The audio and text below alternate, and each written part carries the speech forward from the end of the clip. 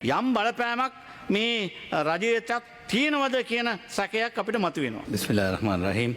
ගරුතර මූලාසනාරූඪ මන්ත්‍රීතුමනි, මම විෂයානුබද්ධව කතා කිරීමට පෙර මේ ආණ්ඩු පක්ෂයේ ඇමතිවරු දෙන්නෙක් මුල් පෙළේ ඉන්නවා. ඒ ඇමතිවරු හරහා ආණ්ඩුවට ඉල්ලීමක් කරන්න මම කැමති. විශේෂයෙන්ම දැන් මැද පිරදිග යුද තත්ත්වය යම් දුරකට తాවකාලික සටන් විරාමයකට ගිහින් තියෙන අවස්ථාවක මේ ඉරාන නෞකාව තුල ඉඳලා බේරාගත්ත ඒ තරුණ නාවිකයන් කීප දෙනෙක් රටේ ඉන්නවා. ඒ අය වහාම ඉරානයට පිටත් කරන්න කටයුතු කරන්නටයි කියලා. ඒ පිළිබඳව නැවත වාරයක් ගිහලා ඇමරිකාවෙන් අහන්න නැතුව Taman මධ්‍යස්ථ රටක් නම් කරුණා කරලා ඒ තුවාලයට පත් වුණු බේරාගත්ත ඒ තරුණ නාවික කණ්ඩායම විශේෂයෙන්ම they are all young cadets, so please see that you repatriate them to Iran during this period of ceasefire. We don't know with Donald Trump what will happen after 2 weeks. This is therefore in this situation it is our duty to see that they are repatriated to Iran without any delay. And I would hope that like how the president said,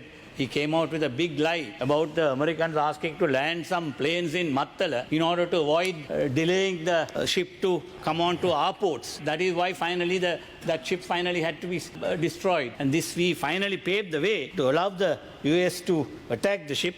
And finally we claimed as if we are neutral. But in fact our activities have not shown true neutrality, but at least at this grave moment, I'm asking the government to see that those young cadets are immediately returned to Iran during this ceasefire period.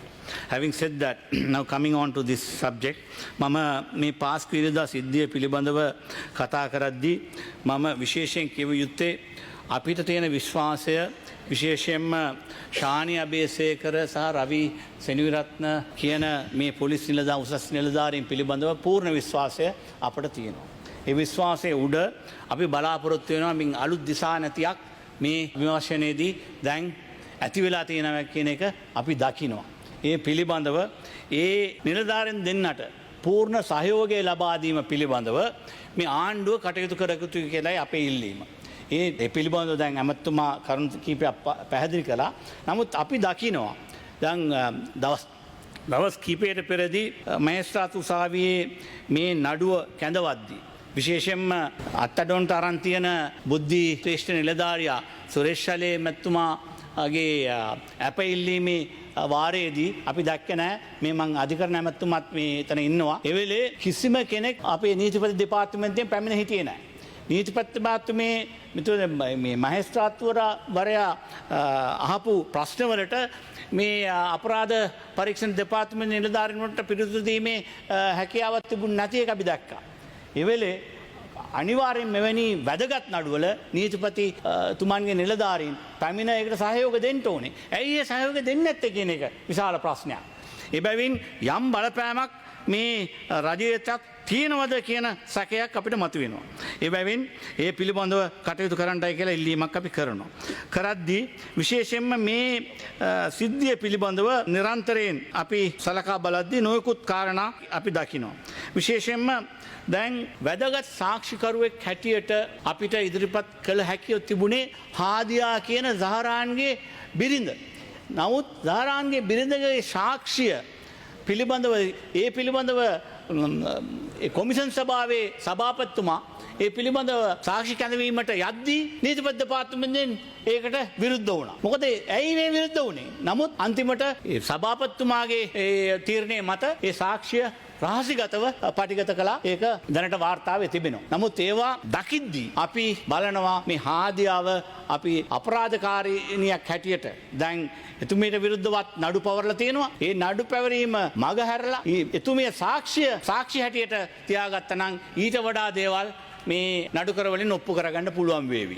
ඉතින් ඒ විතරක් නෙවෙයි අපි දකිනවා දිගින් දිගටම මේ පිළිබඳව ශානි අබේසේකර සහ රවි සෙනවිරත්න අපරාධ පරීක්ෂණ දෙපාර්තමේන්තුව බාරව හිටියපු කාලේ තමයි දැනට පවරලා තියෙන නඩු වලින් 41ක් විනාඩි 2ක කාලයක් පමණ තිබෙන්නේ.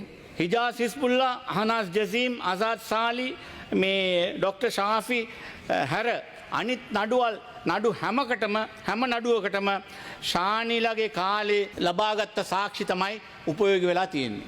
ඊට පස්ව කිසි දෙයක් වෙලා නැහැ. ඒක අපි දකිනවා. ඒ හින්දා දැන් මේ කාරණාව ඉදිරියට ගෙනකොට තවත් නොයෙකුත් දේවල් එළිදරව් වෙන්න ඉඩ තියෙනවා. විශේෂයෙන්ම මේ හෝටලේ සහරාන් හිටිය කාමරයට යාබදව ඒ ෆ්ලෝ එකේම මීළඟ කාමරේ හිටපු 3 දෙනෙක් විදේශ 3 දෙනෙක් මේ බෝම්බ පිපුරුණට පස්සේ හොටෙලයට කියන්නේ නැතුව කෙලින්ම තමන්ගේ රටට ගිහිල්ලා රටෙන් හොටෙල් මැනේජර්ට දුරකථන පණිවිඩයක් දීලා තියෙනවා. මේ 3 දෙනා ඇයි ගියේ? ඇයි එතන හිටියේ? කියන තාම හොයලා නැහැ. ඒ පිළිබඳව හොයා බලන්න ඕනේ. ඒ විතරක් නෙවෙයි. ඒ වගේම තවත් සිද්ධීන් කීපයක් තියෙනවා විශේෂයෙන්ම මේ වවුනතීව සිද්ධිය පිළිබඳව. ආසත් මෞලානාගේ ඒ චැනල් 4 නාලිකාවේ සිද්ධියෙන් පස්සේ ඒක දැන් ආසත් මෞලානාගේ සාක්ෂිය සටහන් කර ගැනීමට අවශ්‍යතාවයක් තියෙනවා. ඒකට අවශ්‍ය වූ නීතිය පනවලා තියෙනවා. ගරු මන්ත්‍රීතුමා කාලය අවසానයි අවසන් කරන්න. And also there is protection of witnesses act is there. So using these provisions, Azad Maulana's evidence have to be recorded even remotely. I think this has to be done very fast so that this entire inquiry can go into the correct direction. Therefore, these matters have to be brought up. Together with that, we expect that these two officers who have done a wonderful job in bringing this issue to at least to this situation will be continued to be assisted by the government and particularly the Attorney General's Department so that this inquiry can finally bring out the real masterminds behind the incident. Thank you.